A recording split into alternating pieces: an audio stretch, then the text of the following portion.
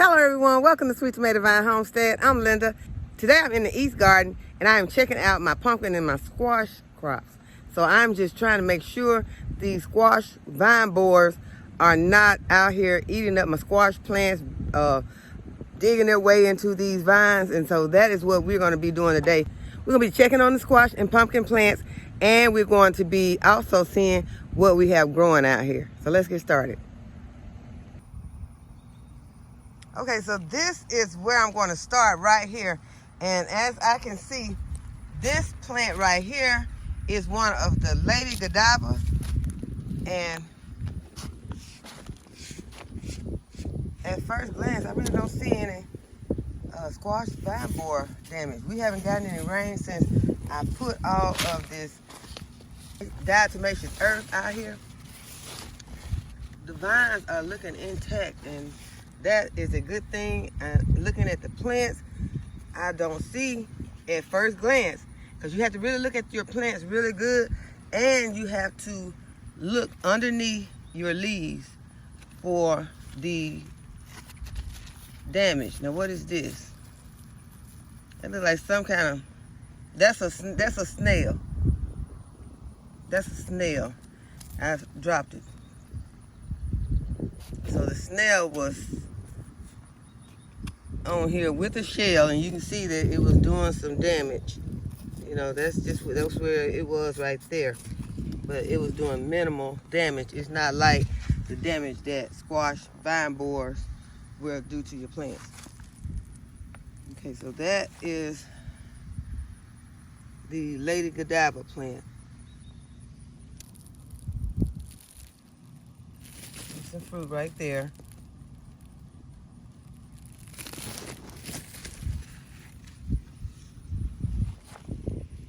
And there is more fruit on this plant.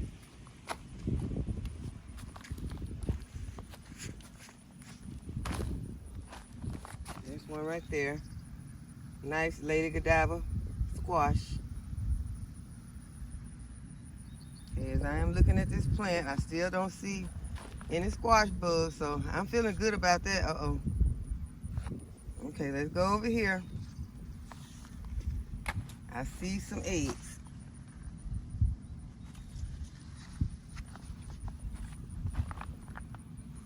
Trying not to step on my drip tape. Drip tape is pretty fragile, especially if you step on it when it's full of water. I got the irrigation going right now. But y'all, this, if you have never seen squash vine borer eggs, this is what they look like. You see those little bitty tiny eggs right there? That is what they look like. I'm just going to, let me look on the bottom of this leaf, see if there are any more. Yep, there are more. So I'm going to take this leaf. This is what they're looking like.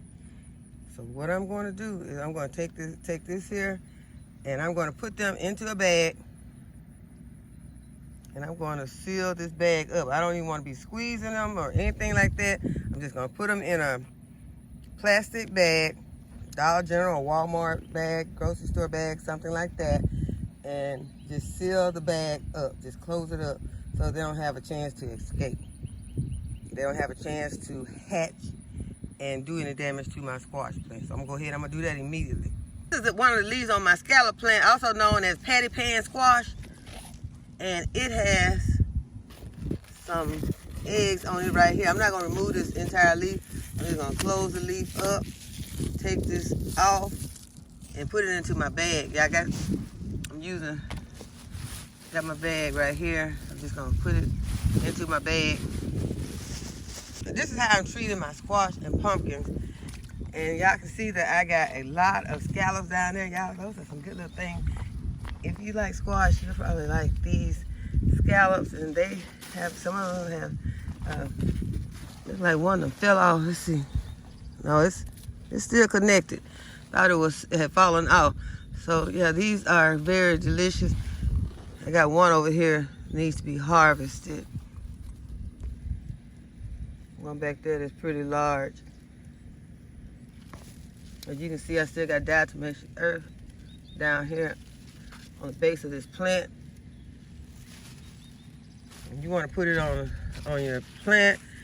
I put it on the plant and I put it on the leaves of the plant, but it has obviously been washed off of these leaves, and some of these could be some of these are some new leaves. The squash leaves grow fast, so some of these leaves, like you can see right here, this squash leaf has some diatomaceous earth on it. This one does not. So, and this leaf feels different. This one feels more soft.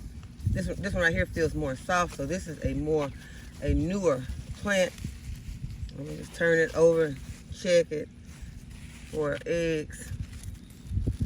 So that's what you want to do to make sure that you stay at least one step ahead of the squash vine board, and just don't let him just come out and just totally take advantage and just eat up all of your squash and your pumpkin.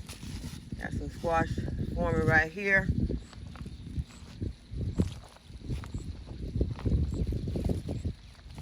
This is my Cushaw squash plant right here.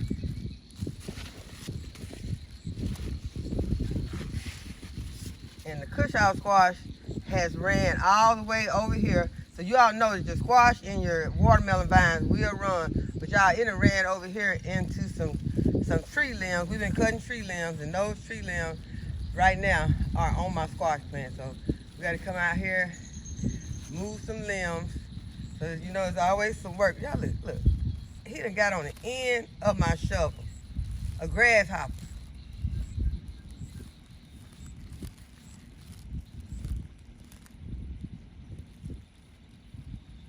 He is beautiful, but he probably out here eating on some of these leaves, because I just saw some leaves on some plants that looked like something had been eating on them, but I thought that it was a rabbit that had been eating on the leaves. And y'all, it was on my okra. I was like, which critters that started eating on okra plants? Because I've never been aware of any type of, I've never had anything eating on my okra plants. And these are my Star of David okra. And as you can see, something has been eating on these leaves. So it's probably him. He probably did it, because I thought it was a rabbit, because I saw some rabbit droppings out here. But I believe it was this grasshopper, because as you can see how it got ate. A rabbit probably would have started on the edge of the leaves instead of going into the center like that. So, okay, that's about to be lights out for him.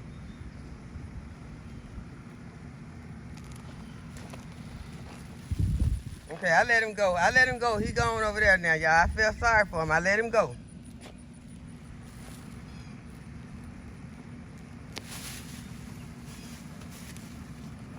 He left the garden, so he flew away.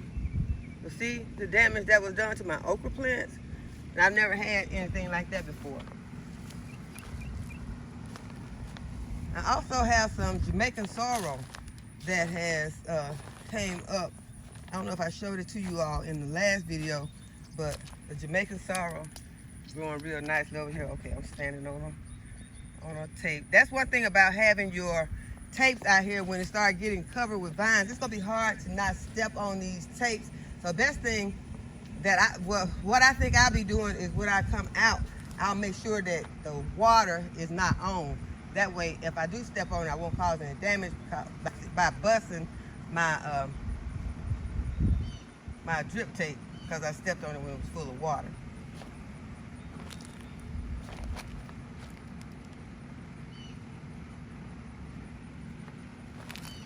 But this is what the East Garden is looking like right now. You see crickets out here also. So you're gonna have a variety of different little critters that's gonna be over here. But the main one that I'm concerned about is those squash bugs and squash vine borers.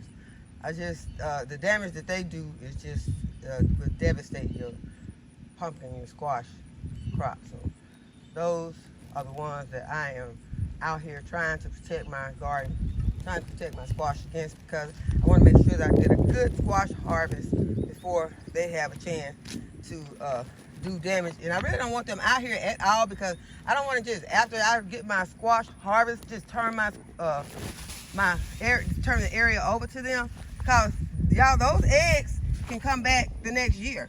So you want to keep it under control so that you don't have to worry about it from year to year. Okay, let's go check out another area of the garden. Okay, this is something I wanted to share with y'all. These are the azaleas that are supposed to bloom from spring to autumn. So this is the first bloom that they have really put out, but I didn't get them until late spring. So I think they're gonna be very pretty. I'm very excited about these shrubs, and I have 4 of them.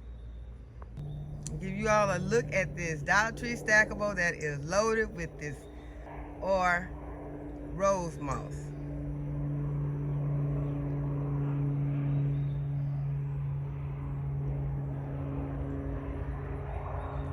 This okra in this bed has grown a lot. This is the jambalaya okra. And if you have planted jambalaya okra before, you know that you have to keep an eye on the jambalaya okra, because you'll be thinking that the plants are really small, but these plants stay kind of small. They get okra pods on them quickly. You'll be thinking that they're not big enough, but they'll already have okra pods on them, and the okra pods will be then got too large. So you want to keep an eye on your jambalaya okra plants.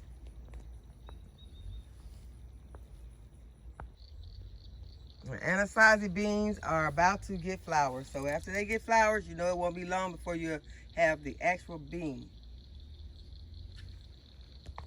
And this is one of the rosemary plants I started from seed. I'm going to be harvesting some of that to make some rosemary salt. Now these are some of the super sauce tomatoes right here, and they are getting huge.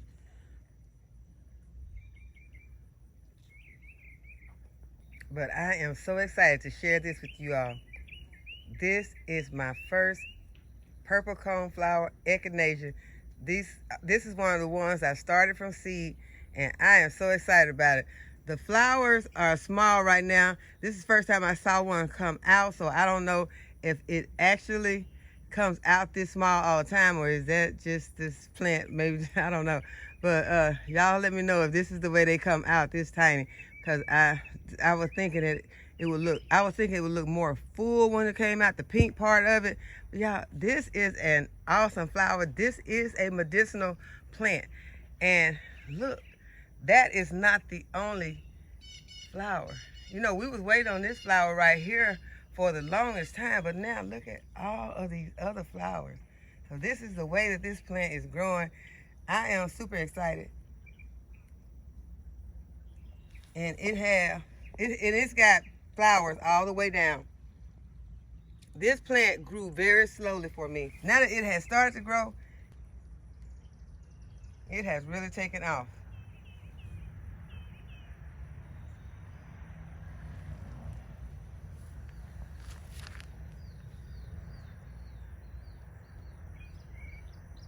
Purple coneflower. You all remember the 2 containers that I planted on both sides of my arch trellis.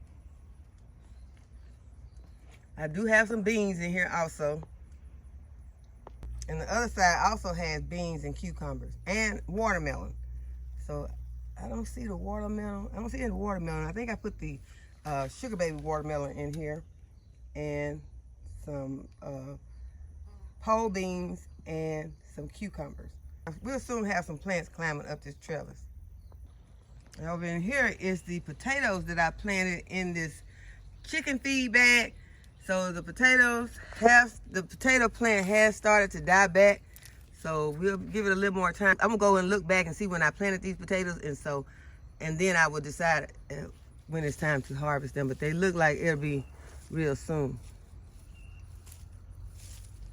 It's a small bag, so but whatever we get out of it, we'll be happy. Pull it out so it can get some more sunshine. And this is what this is looking like.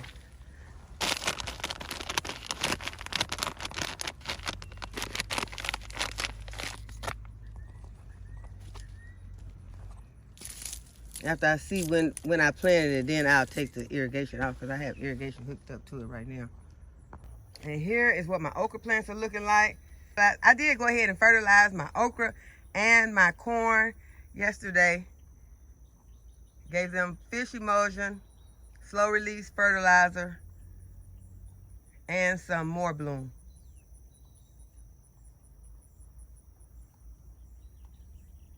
And so the more bloom is to help with the roots and to get some flowers on it, because we know that the flowers are going to turn to okra pods. And with the corn, it helps to strengthen those roots some more and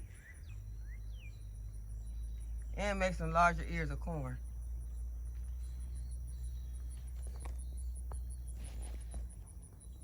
I want to see what size the carrots are in this bed so that I can start to making plans to harvest or to see if I need to wait longer. I just want to see how close we are to being able to harvest. So they are still small, so they're not anywhere near being ready for harvest yet. Unless I want to just harvest them small. I would rather they get larger than that. And look how my Tiny Tim tomato is doing out here. You remember I started this one in? Y'all look how good my little Tiny Tim tomato is doing. I started this Tiny Tim tomato inside the house in my lead pot. And now it is full of tomatoes. It's ready for them to turn ripe so I can eat them.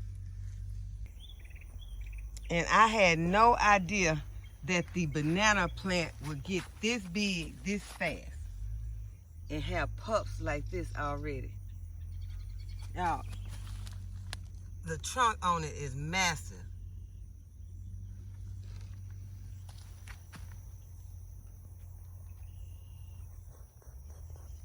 Y'all, this plant kind of scares me. I think it's gonna take over the garden. It is huge.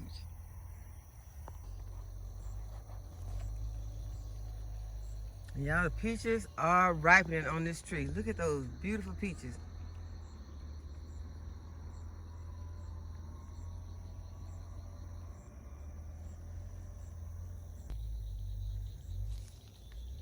Okay, it still feels a little hard, so I'm gonna wait. I'm gonna give it a chance to get larger and soften up.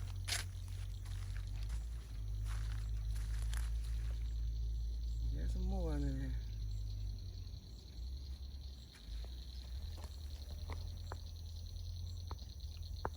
Okay, let's take a quick look at the watermelons. There's one right there. Okay, and here is a huge one right here. See if I can, y'all see that? I can't see it now. Okay, there it is. Huge. And there are more all over in there. I'm not going over there right now, y'all. They are all over here.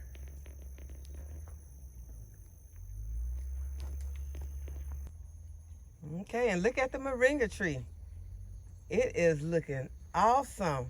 And y'all remember how small it was, and they grow really fast. So if you haven't planted a moringa tree, this is something you might want to go ahead and plant because they grow really fast.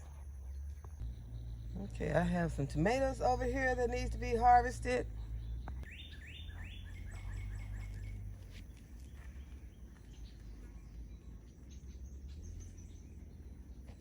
There's some big ones right there that need to be harvested.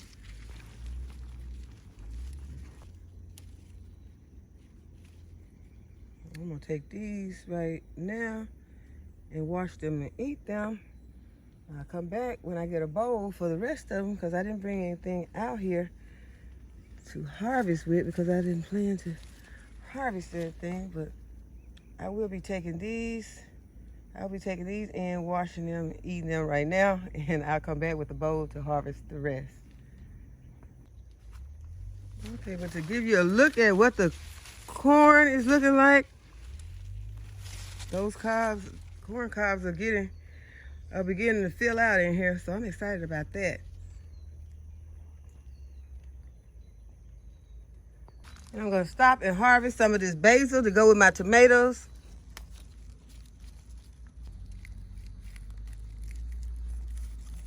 Okay, this is gonna be enough basil to go with my tomatoes. So I hope that you have enjoyed this video today and that you give this video a thumbs up and subscribe to my channel. Go ahead and hit the notification bell to be notified when I upload a new video. And as always, thanks for watching. I'll see you in the next video. Bye-bye.